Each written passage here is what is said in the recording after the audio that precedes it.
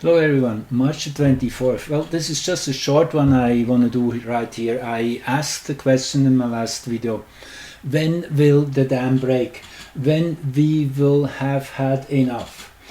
When will questioning go into hyperdrive? And I already gave you the answer on that. I expect that to happen early May by the latest. That's how fast things are moving. And nature is helping in big ways in so many levels. On the March the 13th, you might remember I did a video on that showing you Mercury got hit by a huge, enormous solar flare, which probably would have caused severe damage if it had been Earth directed. All the electric equipment, electronic equipment, you know what I'm talking of. Kind of what's known as a Carrington event, which goes back to September 1859, when that event was reported by an astronomer named Carrington, who watched the sun erupt in enormous ways for 3 nights in a row. There were auroras all over the globe, even down to the equatorial zones. That is what is still to be found in archives. That was 1859.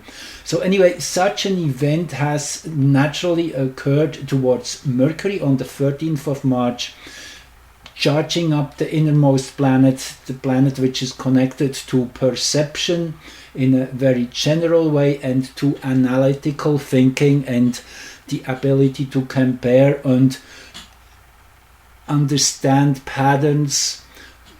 As soon as we can compare, time comes into question. There's a whole bunch of things which are connected to that.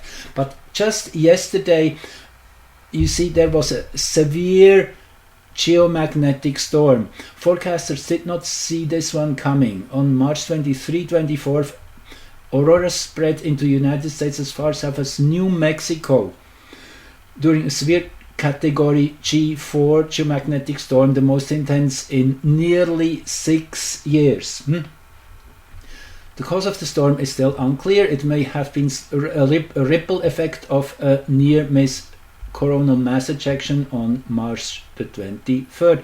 Doesn't matter so much what caused it. Here you see a beautiful set of pictures which were taken during that event, and here you see the planetary K-index, which jumped up to 8 or 9 here in the hours between 3 a.m. and 6 a.m. UT. Here you can see the times clearer. That was on March the 24th early morning. So I was curious what were the planets like at that time.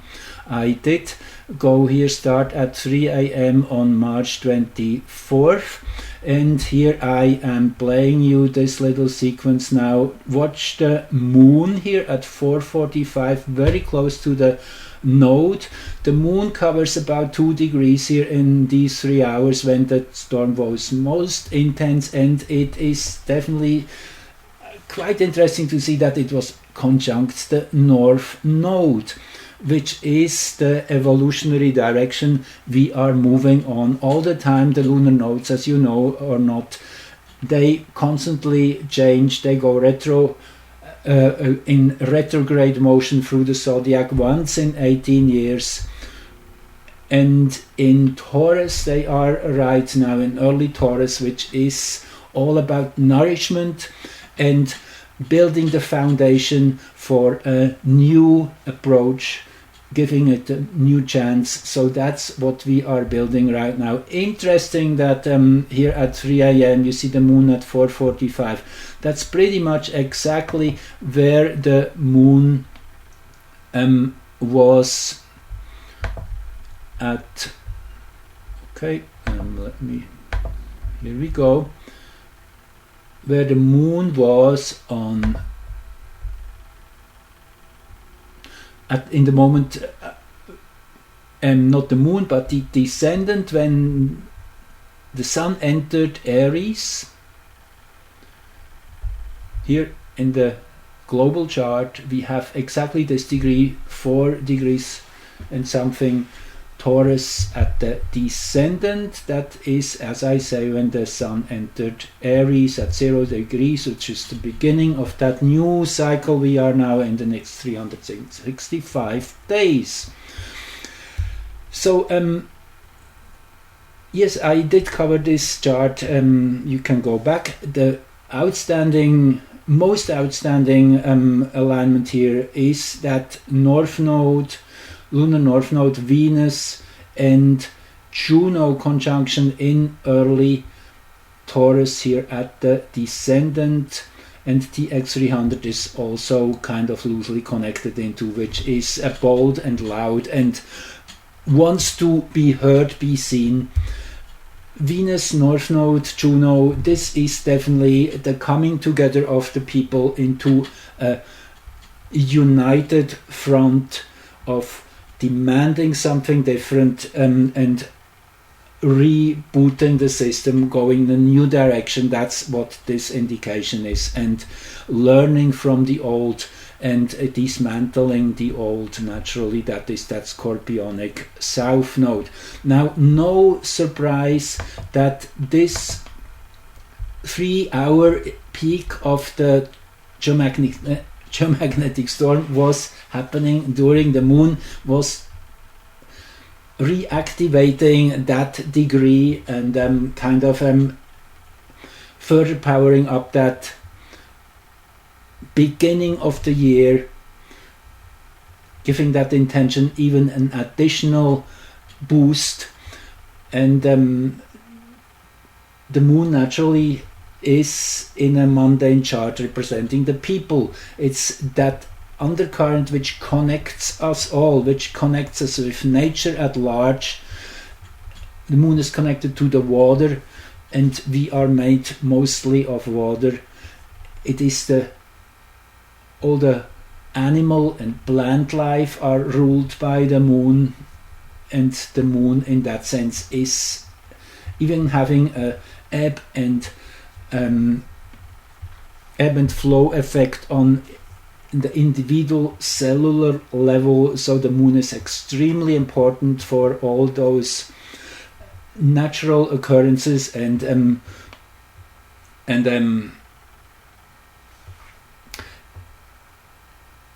how should I say that, and processes, right, which are not really controlled by our mind, by our conscious awareness. It's an undercurrent. So the moon is definitely extremely powerful in uniting everyone and everything, connecting us back to nature.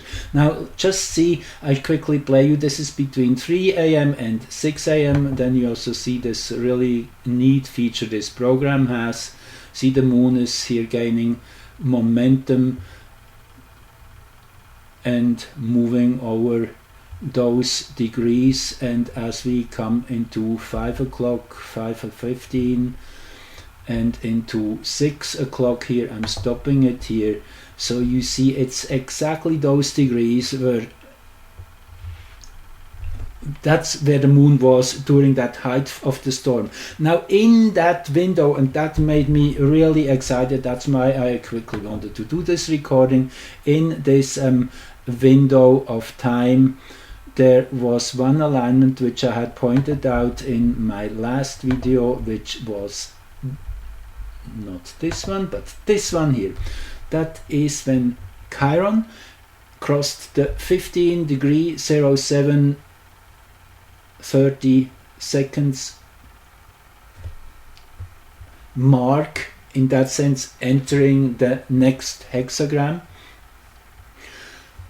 And again, I will put the reference under this video if you're not, in case you're not familiar with that one yet. It's a 64 hexagrams overlaid over the zodiac according to the human design system. A very, very powerful overlay, which makes lots of sense if you want to look up where, in which hexagrams your planets are. In case you're versed in the I Ching, you will learn a whole new level of how certain celestial energies, planets express in our lives. So Chiron in 51, this will be for the whole next year, more or less, in that hexagram 51, which is shock and thunder. It is definitely interesting that during a storm, which is all about those subjects, those events, shock, thunder, storm, it's all the same, and everything is shaken through, rearranged and hustled around, and kind of shaken awake and reformatted on a deep level. It's kind of that image of the lightning striking Earth and injecting a whole new frequency band, a whole new bunch of information is implemented with that lightning bolt. That's kind of the idea. So Chiron being the wounded healer, who is the one who's uncovering and having us face what is really at the root of everything, activating this energy, expressing through this energy of, yes, you can't just do it quietly and gently anymore. The time has come now to really start rattling and shaking things through.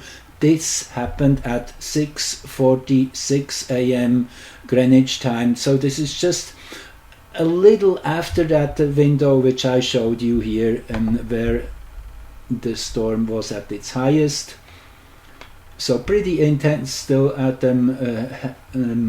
intensity 7. Just quickly want to show you here, those of you who are not familiar with this page, which is one of my places I always go, spaceweather.com. Here you see all kinds of links. These links go to the solar wind speed and the diagrams. Here this link goes to the diagram of the solar flares, the X-ray spikes when there are solar flares. And then if you go down here you see the auroral oval at present, and here this is where I got that last graphic from. This is where you can see the graphic of the KP index, which shows the intensity of storm.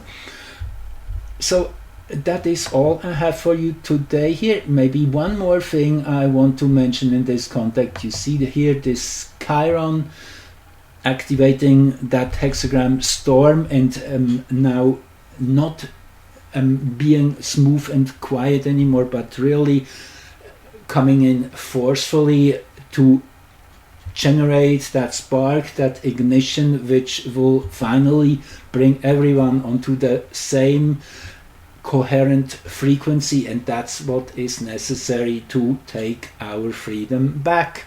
Naturally, that is what the other side has tried and been successful in for so long, to divide us.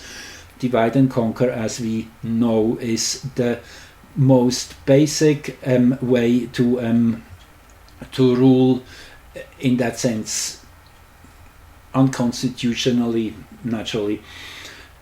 So this is ending. People are closing shoulders. This is what we are seeing across the board everywhere. This is extremely encouraging. This will gain enormous momentum over the next few weeks as we get into eclipse season, particularly so. You see the 2948 here, the global ascendant. At that moment when this energy was activated, that is where the next eclipse will occur, at 29:50-52, the position of Sun and Moon. Anyway, we get deeper into that soon. Just keep powered up and know that this is our chance, and it's worth going through some chaos and disruption. By the way, and this makes me think again of what happened yesterday. In this storm, you see Mars here was 29:25, again that's early morning, 6:46, and that was very close to chaos and Bienor. chaos, as I often refer to the original order, shaking everything loose, defragmenting the system to bring it into a whole new natural and divine order. That is the idea behind something which happens from inside out. And Bionor being that centaur who expresses itself as innovative and free-spirited, on wanting to have its own way, sovereignty, very much represented by Bionor here. This is super interesting, as this was also the last day of Mars in Gemini, pretty much within hours or so. Here you see that's the present position. Mars will be in Cancer and shifting its focus. It will become way more emotional, the fight, over the next few weeks, and in that sense more from the belly, and in many ways also more kind of that we can directly be touched by what is going on. So it is an intense time. We have chosen to be here at this time. We are meant for this. We are designed for this. We carry all our internal instructions. It is all about trust and keeping the intensity. There is enormous potentials in the future. I just today looked a little bit ahead. I will present you a few of these reasons very soon coming. Actually, I thought of making a whole new series of highlights of the future. How about that? And I will focus on particular big alignments, changes of planets into new signs and things like that, which are setting the pace for a multi-decade development. And naturally each of those is covering a particular planet, a particular frequency. We will, I'm really excited to show you more of that. Thank you for joining, listening. If you liked it, give it a thumbs up, and keep sharing if you feel like that. Thank you so much, and subscribe. Thank you and take care.